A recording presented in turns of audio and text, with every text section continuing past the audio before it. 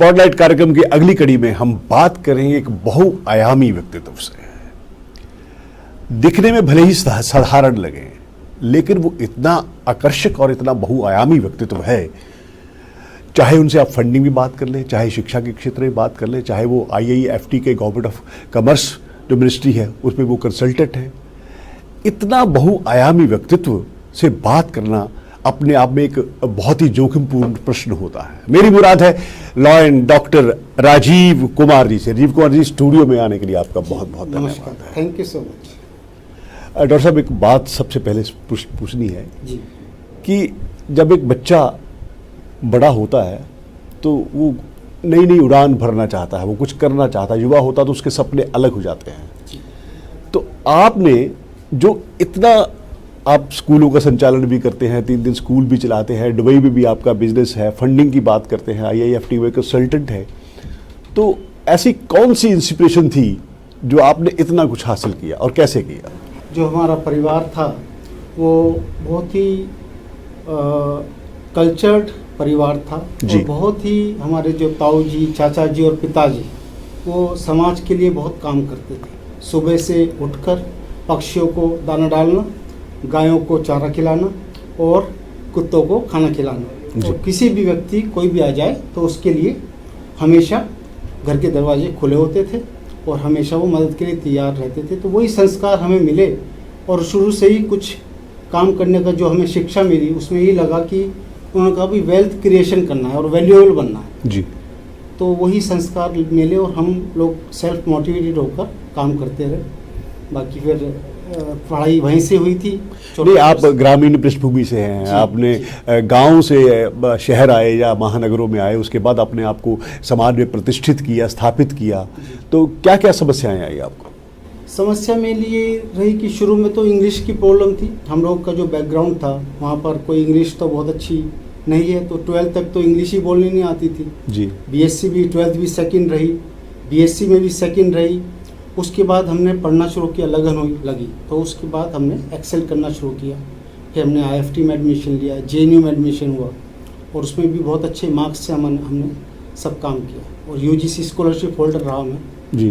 तो ये मेरे को लगता है कि एक ऑर्डिनरी जो व्यक्ति है, अगर उसको एक सेल्फ मोटिवेशन और थोड़ा सा समाज का सहयोग मिलता है तो वो बहुत कुछ कर सकता है और वो एक्स्ट्रा ऑर्डिनरी बन सकता है। ये मेरी सोच है। सोच बहुत अच्छी सोच है आपकी कि अगर आम आदमी भी बड़ा आदमी बनना चाहे तो उसकी सोच पे होता है, उसके जज्बे पे होता है, उसके संघर्ष पे होता है। तो सबसे पहले स्कूल की स्थापना करने का कब सोचा आपने, कैसे कॉन्सेप्ट आया आपको? ये एक्चुअली हमारे 2 कमरे थे, वो हम लोग SDM वगैरह को किराए पे देते थे जी। तो छोटा सा शहर, छोटा सा कस्बा है सरधना जी। तो वहीं मेरे बड़े ब्रदर हैं सुशील जी और संजीव जी। तो हमने डिसाइड किया कि भाई छोटे से बच्चों से स्टार्ट कर देते हैं। वो एक बार किराए पे नहीं चढ़ा था। अच्छा। तो वो धीरे धीरे हमने उसको फिर बढ़ाना शुरू किया और वो धीरे धीरे काफ़ी अच्छा रेस्पॉन्स मिला। और क्योंकि एजुकेशन अच्छी दे रहे थे और स्किल्स डेवलपमेंट पे ध्यान था, बच्चों का हमारे पर स्कोप भी था, तो उस तरह से हमने अपना घर भी स्कूल में परिवर्तित कर दिया।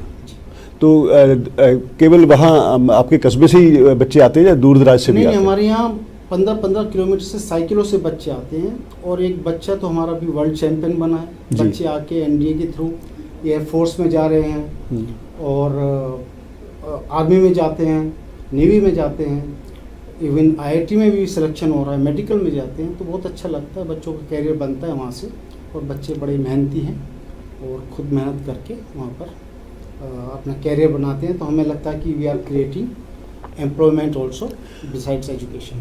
राजीव जी, कोरोना काल में शिक्षा का पूरा समूचा तंत्र ठप होकर रह गया। एक नई कॉन्सेप्ट पे काम हुआ कि डिजिटल एजुकेशन हो रही है या बच्चे मोबाइल लेकर के बैठे हैं।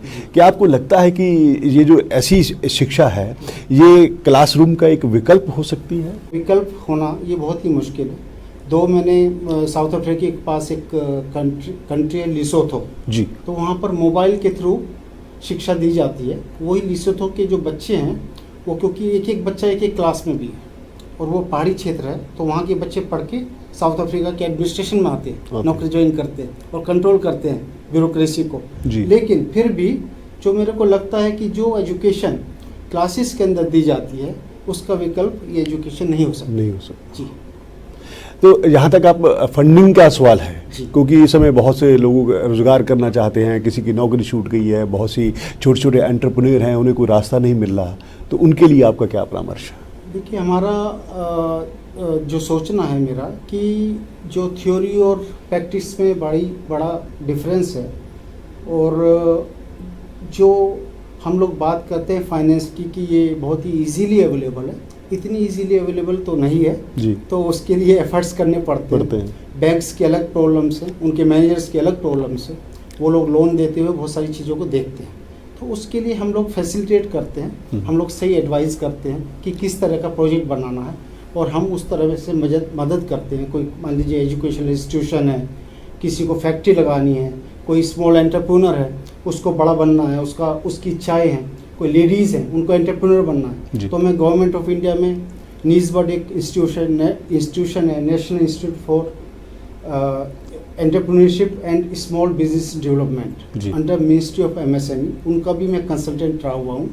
तो मेरे को ये आइडिया, और हम लोग जो हैं हमारी कंपनी में डायरेक्टर हूँ फाइनेंसा प्रोफेशनल प्राइवेट लिमिटेड, तो उसमें हम चाहते हैं कि जो लोग एंटरप्रेन्योर बनना चाहते हैं वो आए, हम उनकी मदद करेंगे और हमको बताएंगे कि किस तरह से फंडिंग ली जाती है, और हम उनको गाइड करेंगे। और इसके अलावा बड़े प्रोजेक्ट्स के लिए भी 100, 200, 300, 400 करोड़ तक हम लोग फंड्स अरेंज कर सकते हैं। अगर अब बात चल रही है महिलाओं के, हर रोज़ महिला सशक्तिकरण की बात कर रहे हैं, प्रधानमंत्री नरेंद्र मोदी ने बहुत सारी ऐसी घोषणाएं की है, अगर महिलाएं ज़्यादा तादाद में एंटरप्रेन्योर बनना चाहें तो उनके लिए रास्ते क्या क्या हैं? देखिए, सबसे बड़े रास्ते तो ये है कि जो घर के जो बंधन होते हैं, महिलाओं के अंदर बहुत ज़्यादा टैलेंट होता है, स्किल्स जो है उनके अंदर बहुत ज़्यादा है as compare to even I will say males जी। तो उन लोगों की जो स्किल्स हैं, अगर उनको डेवलप किया जाए, उनको शार्पन किया जाए, तो उसका स्कोप बहुत अच्छा है। वो बहुत प्रयत्न करती हैं और उनके अंदर एक विशेष योग्यता होती है, जैसे दुर्गा होती है उसके अंदर शक्ति होती है, उसी तरह मेरी फीलिंग है कि महिलाओं के अंदर बहुत शक्ति है, और अगर वो फोकस करें तो वो कुछ भी कायाकल्प कर सकते हैं। अगर अब एक सामाजिक फील्ड की बात करें, सामाजिक क्षेत्र की बात करें, तो आप बहुत प्रतिष्ठित संस्था लॉयंस क्लब से भी जुड़े हुए हैं, उसके पदाधिकारी भी हैं, तो एक जैसे कि कोरोना काल आया, उसके बाद बहुत सारी और भी चुनौतियाँ हैं, तो समाज सेवा में रहकर किस प्रकार पिछले साल में क्या क्या आपने किया होगा? हाँ, देखिए, हमने पिछले में RWA का, अपने यहाँ वसंत कुंज RWA गंगा का भी मैं वाइस प्रेसिडेंट हूँ जी। तो हमने खाना का इंतजाम किया, रसोईया बुलाया और उसको हमने बिठा के खाना बनवाया। हमने 200 पैकेट्स पर डे बांटे।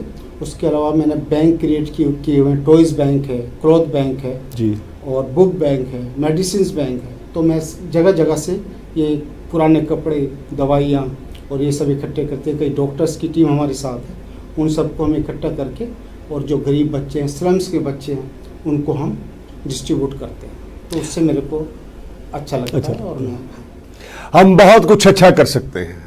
ये थी राजीव जी की एक प्रेरणादायी एक कहानी, जिसे आप लाइफ की कहते हैं, कि अगर आम आदमी भी उड़ान भरना चाहे तो उनसे प्रेरणा ले सकता है। तो राजीव जी, स्टूडियो में आने के लिए आपका बहुत बहुत धन्यवाद। आप हमारे संत वाणी चैनल को सब्सक्राइब करें, वीडियो को लाइक करें, शेयर करें, और हाँ, बेल आइकन पर क्लिक करना बिल्कुल ना भूलें, ताकि हमारी किसी भी वीडियो की सूचना सबसे पहले आपको मिले।